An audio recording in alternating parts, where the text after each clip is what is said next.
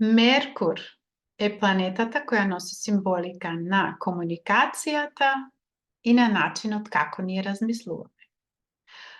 Во нашето секојдневие сме секогаш во комуникација со некого, дали е тоа на писмено или е на усмено.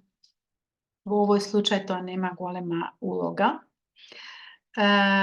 Сега, кога сме биле во некоја комуникација со некого, во еден момент приметуваме, така и вие можда сте доживеале како и јас, дека таа другата личност со кого сум во комуникација не може да ме свати јас што сакам да кажам.